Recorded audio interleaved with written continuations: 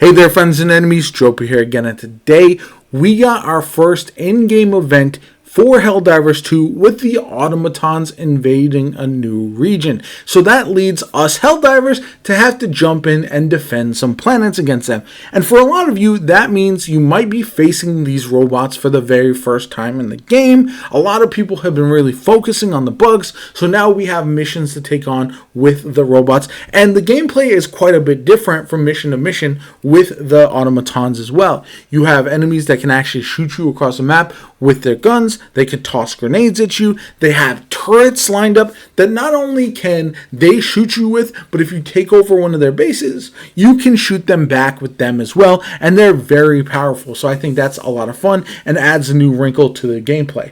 As far as the actual stratagems that I think are the best ones to check out, first off, you have the shield generator relay. This is one that doesn't get a lot of use when you're fighting the bugs, but can be really valuable if somebody is rocking it when you are fighting the robots. As you try to stay alive, call in some other stratagems because it does block incoming projectiles while it also allows you to shoot outside from in. So that's something that is very good. Just be aware that if you have a ton of enemies shooting you, they can take down the shield generator pretty quickly. So you don't want to have it fully exposed. You just want it in an area that can provide you some cover. So that's something that I personally really like. Then also, the laser cannon, I think, is a little bit underrated. It's not going to be as good as something like the railgun, which I think is phenomenal, but that's useful against every enemy, while the laser cannon is just better against the bots, in my personal opinion, than the bugs. So that's one that I do like using from time to time, whereas versus the bugs, I'll pretty much always rock the grenade launcher at this point. Sometimes the arc thrower as well, but those are the options that I do prefer.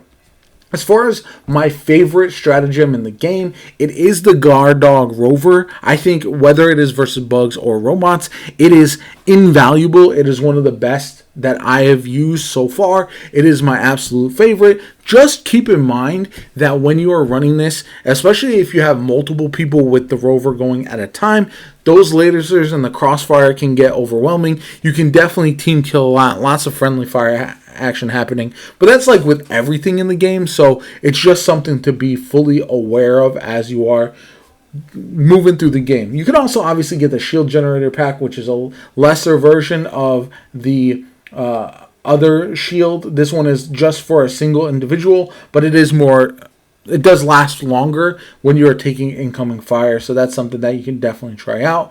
One of the things I like versus the robots, the Automatons, is the mortar sentry, because they have a lot more bases that are spread throughout the map. So you can essentially pop down the mortar sentry when you're kind of just in range, but you haven't engaged the Automatons as of yet, and it will pretty much bombard their location and take them out from a distance. So that's one that I do enjoy. Whereas versus the bugs, there's so many of them, I do prefer something like the Gatling Sentry instead. Now, moving on down, we do have some additional options that I think are hit or miss depending on your team, and you're going to want to mix and match these. You definitely want either the Eagle 500 kilogram bomb, or you're going to want the laser strike, which is the orbital laser. Either one of those will be useful. A lot of these heavier incoming stratagems, the ones that do the most damage, are very effective against the boss type enemies, and no matter if you're facing the bugs or the robots, you can get overwhelmed by large crawlers and then bile titans and all this kind of stuff as you increase the difficulty. So you need these heavy hitters for sure, and that's something to definitely keep in mind. Now, other than that, some gameplay things, I feel like everyone should be rocking shotguns right now, no matter what they are using, unless they have the final AR unlocked, just because it does penetrate shields much better. So you're able, especially with the full auto shotgun, to really do a ton of damage, take down bigger enemies, but also take on lighter enemies as well. The breaker is my favorite personally at the current moment, although you could rock the marksman rifle if you play more at a distance. I just think that the SMG and the AR don't do enough damage when you are in the harder difficulties. Like the Liberator is just not good enough at this point in order to really be effective. So that's something to remember. You can also swap off to some different grenades if you've unlocked them.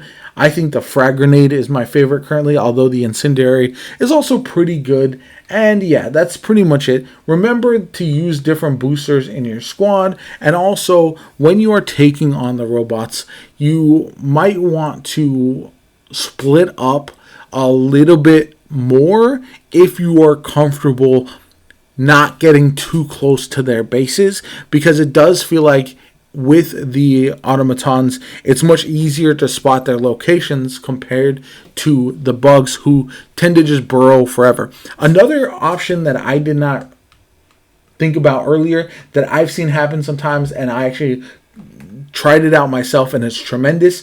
If you are going to run an expendable anti-tank or recoilless rifle, you can take down the drop ships with all the automatons on them. So that's something that I think would be very useful if you have one on you at all times. In order to take those down quickly, you can defeat all the enemies on it, and it just makes combat so much easier because you don't have to whittle them down individually. So that's something to keep in mind that I think a lot of people don't know about yet, and it will definitely come in handy if you want to rock one of those anti-tank rifles for sure. Now, that's why some of the bigger, like the autocannon, is also very nice. Anything that hits for a ton of damage and explodes, you could run the spear for that as well. Whatever your preference actually is. So, other than that, I think the automatons are a lot more fun, in my opinion, than the bugs when you are with a smaller group, because it's easier to avoid getting overwhelmed. You can use the stationary turrets that they already have set up, but it can be very, very difficult if you're not careful and not paying attention. I think a lot of people get caught up trying to do all of the objectives all the time, but especially as you increase the difficulty, you're going to want to take it slow, complete as much as you can. Make sure you do the main missions early on, so that way you are ready to extract whenever you get in trouble, because you can burn through lives very quickly if you are not paying close enough attention. I am very excited about the future of this game. Hopefully we get more events like this. It does feel nice when the community is banding together to defeat this enemy, and you can see the actual progress in game. I've loved that personally. But let me know what you guys think in the comments down below. Have you fought the automatons yet, or are you planning to do so soon? What of the tips that I either shared or haven't shared would you find most useful? Do you want to go over anything that you've learned while fighting them, anything that would help people out? I think this community has been great about sharing tips and tricks and learning from each other, so I definitely enjoy that aspect of it. My name is JoPaWrites. If you liked the video, hit the like button, subscribe to the channel if you want to see more content like this. Have a good one, and I'll catch you all later.